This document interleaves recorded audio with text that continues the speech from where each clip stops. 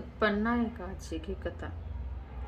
सूत जी कहने लगे, हे ऋषियों, इस व्रत का वृत्तांत और उत्पत्ति प्राचीन काल में भगवान कृष्ण ने अपने परम भक्त युधिष्ठिर से कही थी, वही मैं तुमसे कहता हूँ।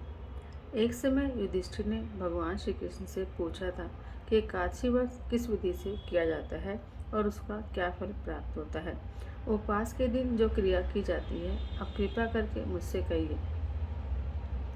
यह वचन सुनकर श्री कृष्ण कहने लगे, हे युधिष्ठिर, मैं तुमसे एकादशी के व्रत का महात्म्य कहता हूँ, सुनो। सबसे पहले हेमंत ऋतु में मार्गशीर्ष कृष्ण एकादशी से इस व्रत को आरंभ किया जाता है। दसवीं को सायंकाल भोजन करने के बाद अच्छी प्रकार से दातुन करें ताकि अन्न का अंश मुंह में न रह जाए। रात्रि को भोजन बिल्कुल न करें और न अधिक बोले। एकादशी के दिन प्रातः 4 बजे उठकर सबसे पहले व्रत का संकल्प करें। इसके बाद शौच आदि से निवृत्त होकर शुद्ध जल से स्नान करें। व्रत करने वाला चोर, पाखंडी, पर स्त्रीगामी, निंदक, मिथ्याभाषी या किसी भी प्रकार के पापी के बात न करे। स्नान के बाद धूप, दीप, नैवेद्य आदि 16 चीजों से भगवान का पूजन करें और रात को दीपदान करें। रात्रि में सोना या प्रसंग नहीं करना चाहिए। सारी रात भजन कीर्तन आदि करना चाहिए। जो कुछ पहले जाने अनजाने में पाप हो गए हों, उनकी क्षमा मांगनी चाहिए। धर्मात्मा पुरुषों को कृष्ण और शुक्ल दोनों पक्षों की एकादशियों को समान समझना चाहिए। जो पुरुष इस तरह से एकादशी का व्रत करते हैं, उन्हें शंखोधार तीर्थ में स्नान करके भगवान के दर्शन करने से जो फल प्राप्त होता है, वह एकादशी व्रत के 16वें भाग के समान भी नहीं है। व्यतिपात के दिन दान देने का लाख गुना फल होता है। संक्रांति से 4 लाख गुना और सूर्य चंद्र ग्रहण में स्नान दान से जो पुण्य मिलता है, वही पुण्य एकादशी के दिन व्रत करने से मिलता है। अश्वमेध यज्ञ करने से 100 गुना और 1 लाख तपस्वियों को 60 वर्ष तक भोजन कराने से 10 गुना और 10 ब्राह्मणों अथवा 100 ब्रह्मचारियों को भोजन कराने से 1000 गुना पुण्य भूमिदान करने से होता है। उससे 1000 गुना पुण्य कन्यादान से प्राप्त होता है। इससे भी 10 गुना पुण्य विद्यादान करने से होता है। विद्यादान से भी 10 गुना पुण्य भूखे को भोजन कराने से होता है।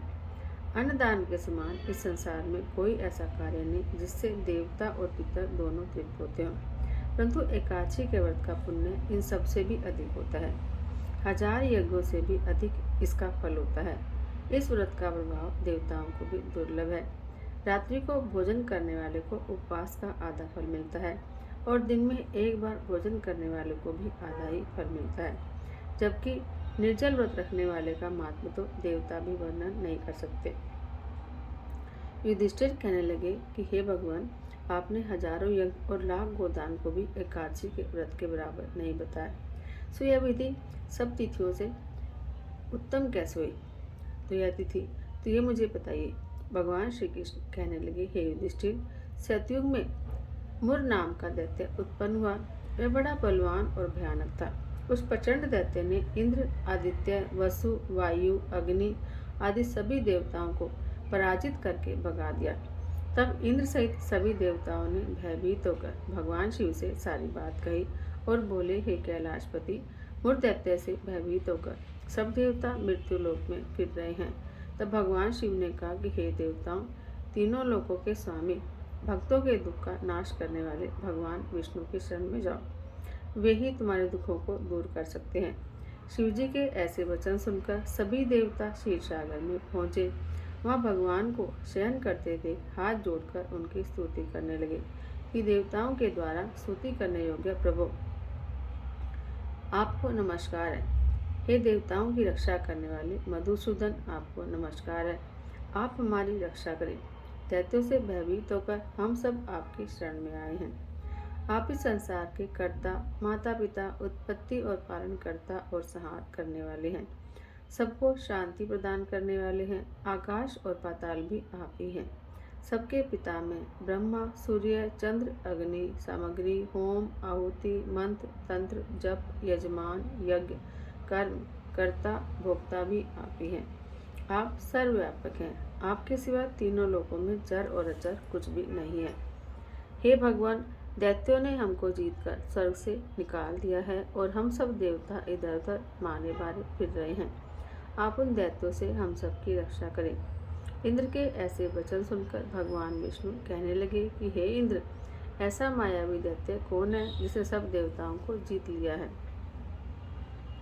उसका नाम क्या है, उसमें कितना बल है और किसके आश्रय में है, और उसका स्थान कहाँ है, यह सब मुझे बताओ। भगवान के ऐसे वचन सुनकर इंद्र बोले, भगवान, प्राचीन समय में एक नाड़ीजंग नामक राक्षस और उसके महापराक्रमी और लोक विख्यात मुर नाम का एक पुत्र हुआ। उसकी चंद्रावती नाम की नगरी है। उसी ने सब देवताओं को स्वर्ग से निकालकर वहां अपना अधिकार जमा लिया है। उसने इंद्र, अग्नि, वरुण, यम, वायु, ईश, चंद्रमा, नैऋत्य आदि सबके स्थान पर अधिकार कर लिया है। सूर्य बनकर स्वयं ही प्रकाश करता है, स्वयं ही मेघ बन बैठा है और स्वयं सबसे अजय है। हे असुर निकंदन, उस दुष्ट को मारकर देवताओं को अजय बनाइए। यह वचन सुनकर भगवान श्री कृष्ण बोले, हे देवताओं, मैं शीघ्र ही उसका संहार करूंगा। तुम चंद्रावती नगरी जाओ। इस प्रकार कहकर भगवान सहित सभी देवताओं ने चंद्रावती नगरी की ओर प्रस्थान किया। उस समय दैत्य मुर सेना सहित युद्ध भूमि में गरज रहा था। उसकी भयानक गर्जना सुनकर सभी देवता भय के मारे चारों दिशाओं में भागने लगे। जब स्वयं भगवान रणभूमि में आए तो दैत्य उन पर भी अस्त्र शस्त्र और आयुध लेकर दौड़े। भगवान ने उन्हें सर्प के समान अपने बाणों से बीन डाला। बहुत से दैत्य मारे गए, केवल मुर बचा रहा। वह अविचल भाव से भगवान के साथ युद्ध करता रहा। भगवान जो भी तीक्ष्ण बाण चलाते वह उनके लिए पुष्प सिद्ध होता।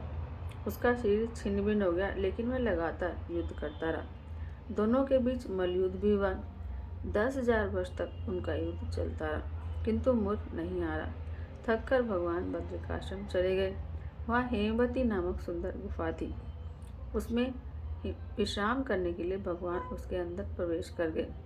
यह गुफा 12 योजन लंबी थी और उसका एक ही द्वार था। विष्णु भगवान वहाँ योग निद्रा की गोद में सो गए। मुर भी पीछे पीछे आ गया और भगवान को सोया देखकर मारने को उद्यत हुआ। तभी भगवान के सिर से उज्ज्वल कांतिमय रूप वाली देवी प्रकट हुई। देवी ने राक्षस मुर को ललकारा और युद्ध किया और उसे तत्काल मौत के घाट उतार दिया। श्रीहरि जब योग निद्रा की गोद से उठे तो सब बातों को जानकर उस देवी से कहा कि आपका जन्म एकादशी के दिन हुआ है, अतः आप उत्पन्ना एकादशी के नाम से पूजी जाओगी। आपके भक्त वही होंगे जो मेरे भक्त हैं। बोलो एकादशी माता की जय। ओम जय एकादशी माता, मैया जय एकादशी माता। विष्णु पूजा व्रत को धारण कर शक्ति मुक्ति पाता। ओम जय एकादशी माता, तेरे नाम गिनाऊं देवी भक्ति प्रदान करनी।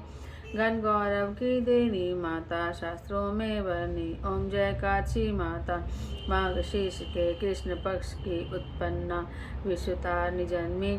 शुक्ल पक्ष में होए मोक्षदा मुक्तिदाता बन आई। ओम जय काशी माता, पौष के कृष्ण पक्ष की सफला नामक है।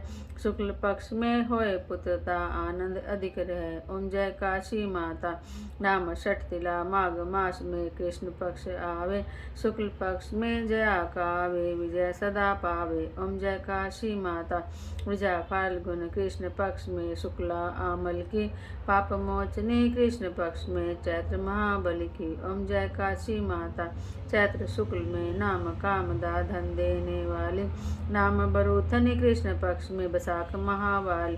ओम जय काशी माता, शुक्ल पक्ष में होए मोहिनी अपराध ज्येष्ठ कृष्ण पक्षी।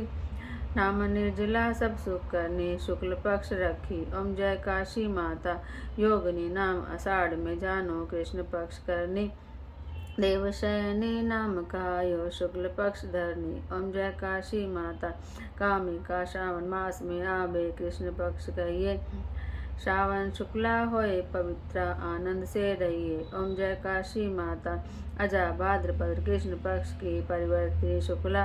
इंद्रा अश्विन कृष्ण पक्ष में व्रत से भवसागर निकला। ओम जय काशी माता, पापांकुशा है, शुक्ल पक्ष में आप हरनहारी, रमा मास कार्तिक में आवे सुखदायक भारी। ओम जय काशी माता देवोत्थाने, शुक्ल पक्ष के दुखनाशक मैया, पावन वास में करो विनती पार करो नैया। ओम जय काशी माता परमा कृष्ण पक्ष में होते जन मंगल करनी, शुक्ल मास में होए पद्मनि दुख दारिद्र हरनी। ओम जय काशी माता जो कोई आरती काजी की भक्ति सहित गावे, जन गुरुदत्ता स्वर्ग का वासा निश्चय वह पाए। ओम जय काशी माता, ओम जय काशी माता, ओम जय काशी माता। बोले काशी माता की जय।